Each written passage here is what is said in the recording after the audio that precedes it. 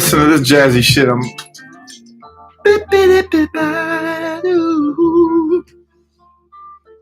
Hello. Good afternoon.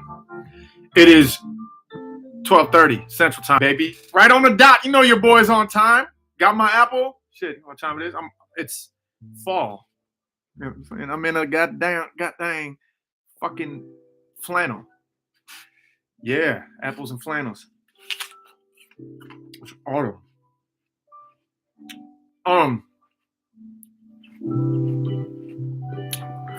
Is it why autumn?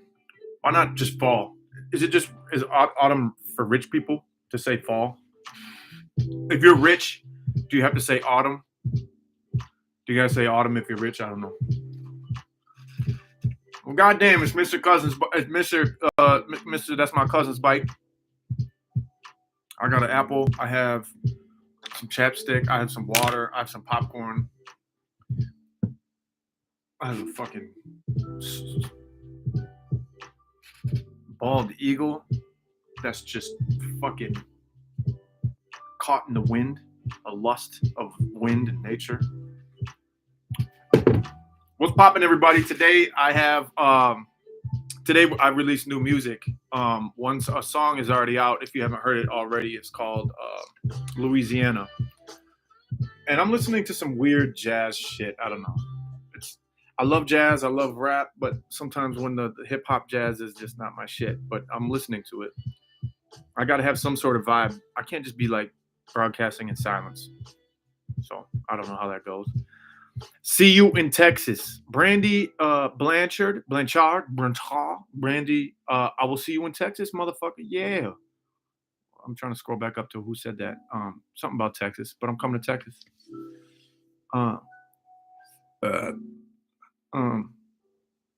Yeah, there's so much going on, man. I'm so tired. I might even take a nap today.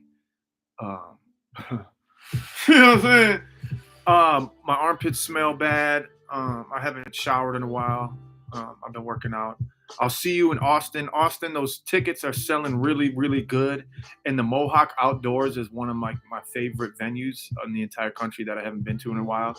I really like the vibe of the Mohawk Outdoors. I have like good memories there. And this is my first time headlining that because it's a pretty big stage, pretty big crowd. We're selling tickets very well. So if you're in Austin or around Austin area and you want to come see me, get tickets soon because that show is big, but it might sell out. You feel me? Stop House Music Group is in the Stop House Music Group. I feel like I just took out a retainer or something. Stop House Music Group is in there, throwing out the links to the tour, so you can get your tickets there. Look at those comments and shit. What's poppin', everybody? I've been live for 3 minutes and 25 seconds, and there's 233 people in this room right now, and only 53 of y'all gave a thumbs up. I'm just getting into it. I'm just warming up. I'm letting people kind of vibe and mix into the room, say hi to each other and everything, but there's a lot to talk about. I've been doing cover shoots for the new record. I've been working with new artists. I've been working with old artists. There's a lot going on, and it's off the chain, bro. It's off the chain, bro. Shout out to Inara Bliss. Okay, she fucking tipped me $50. Can't make it to the live. Oh shit, video launch, but wanted to give you so much respect. What the fuck? I want people. I do say thank you, and I try to thank everybody who tips me and my team and everything, and tries to support us too. But I gotta say that it's not. You don't have to do that. I'm gonna try and read everybody's comments and try and get to everybody. You do not have to tip me or super chat, whatever, top chat, whatever the fuck it is. Because I'm here with you regardless. If we exchanging money, we're exchanging thoughts, way more powerful. I was just on the phone with Mac Irv, and he called. I love Mac Irv and Willy Wonka. We talk all the time, and we just call each other up randomly with weird thoughts. And he was like, "Man, at first I started this rap shit to like get money, get girls, fame, clout, da da da." But he's like, "What do you do it for?" You know, and we had it was a private conversation, so I don't want to go too far into it. But I told him I just do it for the anal sex. So just anal, anal, anal, anal. That's the only reason why I make music is to try and get anal sex at the end of the day, you know. And if I did that, man, I could die a happy man if I just get anal like 3 or 4 times a day. So that's it. Oh yeah. Why do I take a big bite of apple right when I feel like I have something to say?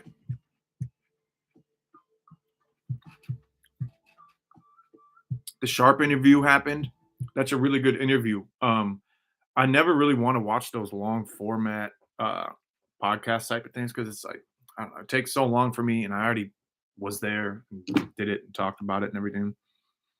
But I was nervous about the Sharp interview on No Jumper because he can be an angry dude, he can be get into shit and da da da.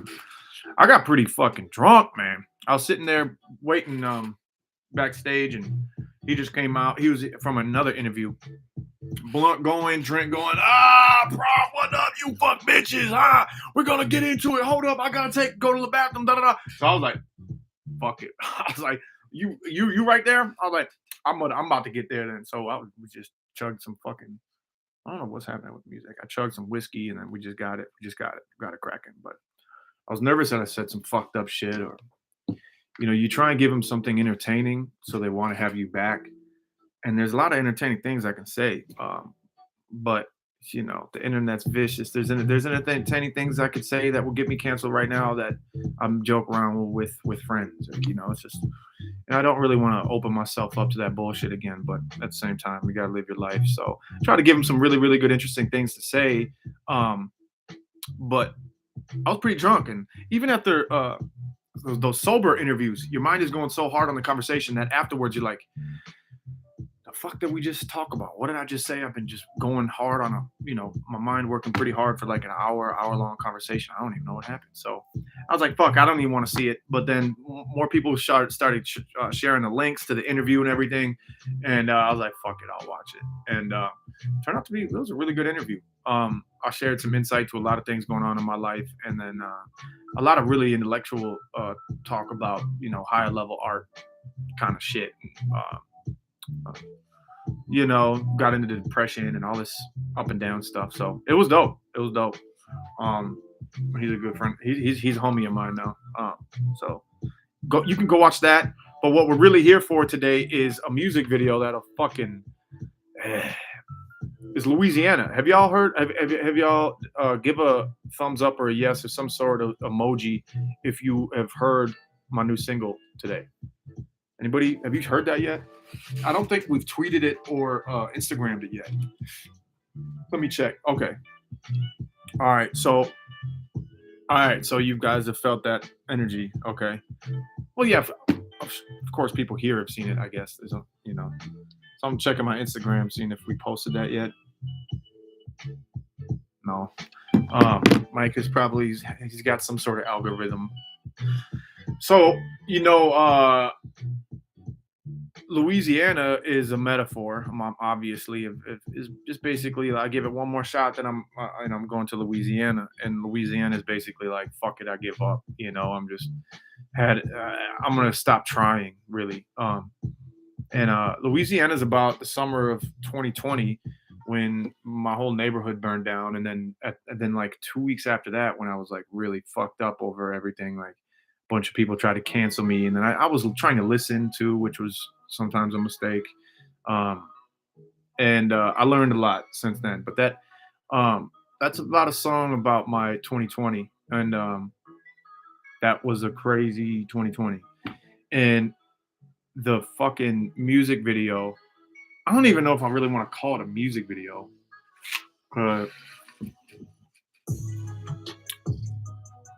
When I say music video, it just has a connotation like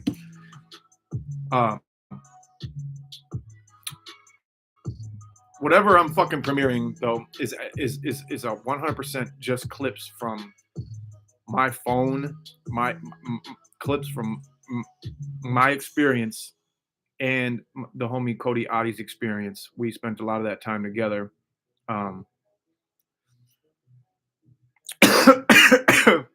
because I lived in that neighborhood, and everybody was coming down to that neighborhood to protest, and my house was right there, and I housed I housed a lot of the protesters and stuff. They'd come back and fucking, I'd have a hose they could wash their eyes off if they got pepper sprayed, or I'd feed motherfuckers, or we drink there. And a lot of my homies were at my house, strapped, and because the riots were getting crazy, and no one knew what to expect.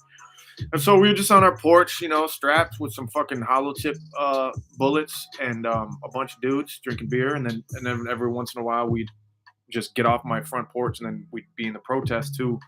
And that was quite the time, man. There was a big ass. There's helicopters, there's news helicopters, and then there's those big fucking Blackhawks. When a Black Hawk helicopter is a different sound, and it shakes the whole fucking ground. Doom, doom, doom, doom, doom.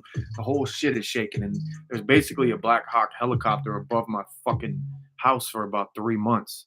I mean, and everything was just burning, and the smell was just crazy, and it was a very crazy experience. The fires uh, were the scariest part. I had to leave my crib. Like I don't know if you guys are like paying attention to the long format podcasts I've been doing and everything, but you know, the fire was so big that we had to just leave my house. I thought my house was gonna burn down, so I left the house in the middle of the night with the fam screaming, and I took footage of that, and that footage is in this video. So it's like it's a triggering video. We if you get triggered by those things, but it's my personal experience. It's my personal story about what I was going through, and I think at some point people need to be responsible for their own triggers and everything. I got triggers all over the place, and still trying to deal with them too. But it's a rough fucking video. I watched it again for the last time yesterday as a final. Like, okay, yeah, I don't like to watch it a lot because it's fucking hectic, and it hurts my heart. But I watched it yesterday, and I was just by myself, focused and everything, and I watched it, and I just started fucking crying at the end of the video. So, uh, if you're sticking around for this premiere, if you're at school or at work or something, and if you've had the homies for the premieres for these awesome music videos and shit, like this might not be the one that is like, yo, gather around the fucking water cooler and take a look at this, y'all. Like, it's yeah, it's not, but it's important though. It's a I don't want to. I'll watch it maybe one time with you guys if we go back over to the premiere. I'll watch it again with y'all, and then I probably won't watch it again for a long time because it's so heavy. And I know it's not gonna get big numbers and have replay value. I don't know how many of y'all will want to be like, "Ooh, let's watch that again." You might, if you're feeling down and you need to like to go in there and go deep in there. You might want to watch it again or whatever, but it's not gonna have these crazy numbers. But I like my team. I like Mike. I like Dylan, and we release these things just because it's important to us, and I think it's good art. And Mike is a businessman, and he wants to grow the business, but he's he, he might be an artist first, like me. He's like, fuck it, let's do it. That's why we make music videos like eulogy, or that might not get the biggest numbers, and we spend time and energy and money on those. And I know this ain't gonna fucking blow up or nothing. I think it's a great song. I think it's good art. It's not gonna be on the fucking radio or nothing, but if it affects you guys or helps you a little bit, or even gets you in the mood a little bit, Katie Comfort's in this bitch. Watch it a bunch so the streaming revenue. Oh, that's another thing. 100% of the proceeds forever of the music video will go to Baby Space, which serves babies and children's and underprivileged people in my community. Powderhorn, which was affected, Phillips was affected by all of the George Floyd unrest and everything. So we're going to give all the dough. So every time you click and watch that movie or watch this video, all of that will go to Baby Space. Russell, the Love Muscle, shout out you. BK Stephen Smith, asking if you fuck with Jay Plaza. Yes, I fuck with Jay Plaza. He was on tour with me last year. I took him on tour with me. Felicia Lance, thank you. I appreciate y'all. Let's put that music back on. This song is gonna be on my new record. So fuck the bullshit. On every record, man, I like to go into some deeper. I don't want to do a superficial banger. I could make bangers and just have a record that would be like commercially whatever, just all bangers and just release 15 songs of that. But like I think records for me, when I release a record, it comes so you don't get it too often, right? A record only comes around once every few years, and if I'm gonna give some people a record, I want them to know where I'm at in real life. And so I gotta give you the real shit too on a record. I gotta try and give you encompass of everything what I'm going through. So there's songs like Louisiana, there's songs like Tombstones and Heaven and shit like that off my new record that are deeper. There's also some bangers too on the new record. This is officially off the new record. We haven't announced the new record or what it's called or when it's coming out or nothing like that, but this song is Louisiana is off the new record.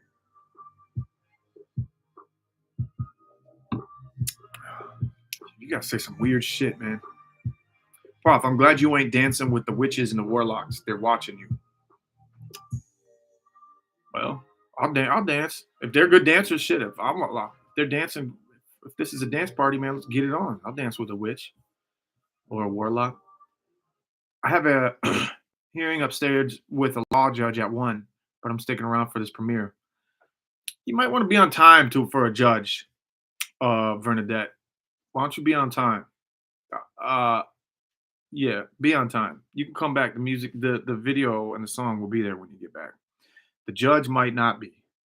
Go see your judge. I'm absent when my court appearance is required. Yeah, I'm sorry, man. So I'll be saying that that shit, and then doing the opposite. Do as I say, not as I do.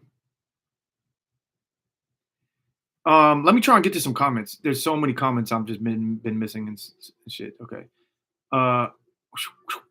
Do you think you will ever do a song with Cal Scrubby? I think you guys will make an awesome music together. Someone tell him I did reach out to him once with the track. I never heard back from him. I don't know if that was just through management because I don't have a connection. So I was just like, yo, holler at him. I wanted him on a track, and then he just didn't respond, or his management didn't get out to him or whatever. But I did make one attempt. It wasn't really the hardest attempt ever. I probably should have just DM'd him, but I went through management, and I think he got shot the beat. Maybe, I don't know. I think he's good. Brazil's in the house. What's up? Get me, Boa. I'm watching you from Brazil. I love your songs, man. I want to do a show in Brazil. What's up?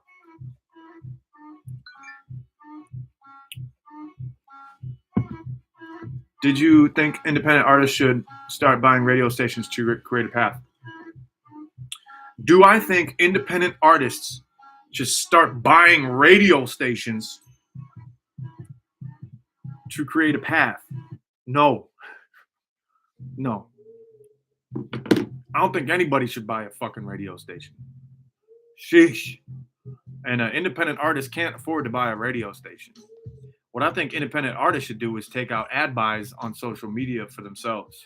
Just try and get by, man.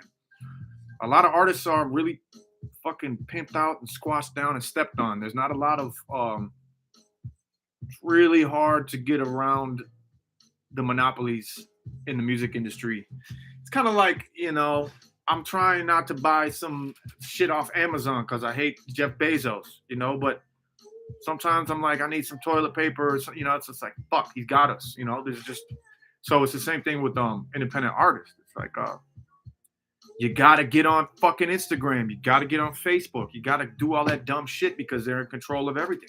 And you need to pay them money to get fucking heard because they squash your algorithms right now. If you don't fucking pay. So when the shit first was cracking off, like MySpace or Facebook, now check this. I'm about to drop some game right now. They were like, look, we're going to put you in front of all these people. and then everything was free. You could just post on your page. Everybody who followed your page would see it. Then for artists, they're like, they tightened everything up. If you want to get over here, you got to pay some money. So they got all the artists on Facebook or Instagram, Twitter, all the social media platforms. And then once we were there, thriving and starting to bubble up, they went scrap, and they grabbed us by the fucking nuts. And in order for us to show you something or to get it across, we need to pay. So what for me was free on Facebook 10 years ago, I just had a conversation with my manager. The money we spend just to get seen on Facebook, where it would have been free 10 years ago, is dumb money. And considering, like, if I go on tour and the promoters from each city, they buy Facebook ads too. So if you consider the whole, let's say I tour, I'm going to LA. Now the promoter in LA is buying Facebook ads. I go on tour in San Diego. Boom, all those dates next year. 50, 60, 70, 100, 150 dates. All those people buying Facebook ads. It's, for me, just being Prof, over $250,000 is spent on just fucking Facebook. We're squashed. I hate it. And the fucking Ticketmaster's a piece of shit. Don't get me fucking started, man. The money we get from fucking Spotify is pennies. It's real shady. Maybe one day I would like to maybe do a podcast with my business partner Mike, because he knows a lot more than I do, and we could just talk about all the nasty shit going on and how it's so hard for artists to make it out right now. And also, you know how hard it is for another. If someone's like, yo, I want to make money, I want to be a rapper, I'll be like, no, don't fucking do it. Make money some other how. If you love making music and you're making music anyways, go ahead, release music, whatever, because you're just doing it anyways. But I think it was every single day on Spotify. Every single day on Spotify, there are 100,000 plus, more than 100,000 new songs uploaded to Spotify. How you gonna compete with that? Everybody is. It's just the game is fucked up, y'all. It's tough. There's a lot of things going on the side that is just pretty fucked up. Saw you went to the Hoonigan headquarters. I think next summer it'd be wild to get you ride along in my drift car when you're in Fargo for a show. Yo, check it out. Hoonigan dudes, they some pros. I was in this one dude's car. He was doing this other shit, and it scared the shit out of me. And that was cool, but just some random dude in Fargo drifting around. You know what I mean? Like, nah, I'll pass. Unless you wild and Sasquatch, thank you, but unless you show me some award-winning, you do this, or if you're just some fucking dude running around almost getting in accidents, I'm not gonna hop in your motherfucking whip. So it is what it is. Man, I'm sorry, this music fucking sucks.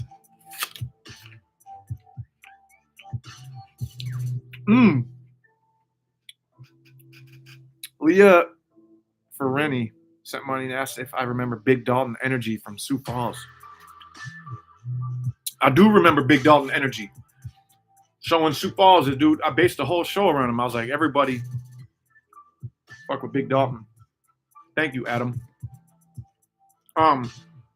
This happened so quick. I jump into these live streams and I'm like, oh, I don't know what I'm going to say for a half hour, talking by myself for a half hour. And then all of a sudden, I look up at the time on my fucking computer, and it's 5 minutes to fucking 1. God damn. I have a headache. So I'm actually starting to get nervous again to see this fucking video. It's really hard for me. It's real footage of what happened. The song is a real song about what happened. And it's coming up for a world premiere. Yeah. I love my city. I love Minneapolis.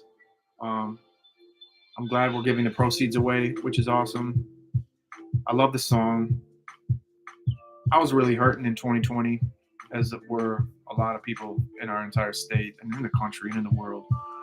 But our city in particular really went through some shit, and I'm glad we made it out the other side. You guys helped me through it a lot. After that summer, and then when my last label dropped me and shit, we got a hold of Powderhorn Sweets, and within 5 months, flip around, turn around, I went from like my neighborhood burning down, people trying to cancel me. In 5 months, I was number 3 on the Billboard charts in the entire world for rap music. And so that's what y'all did for Powderhorn Sweets. And here I am, okay, doing fine. About to drop another record, and I owe you guys my fucking heart and soul. And I'm gonna try and make good music for you. This is good music for you, I think. It's deep, it's hard, but it's true to me, and it's right there, buddy, in my soul. It's a hard video to watch. I'm gonna watch it one more time with you. This is really strange. I'm usually so hyped up, be like, yo, this music videos, they're gonna be crazy. Here we go. Here's, and turn up. And then not this one, partner. Not this one, partner. See you at the Blue Note, November 29th. Can't wait to see y'all coming out to this little the last tour 2022.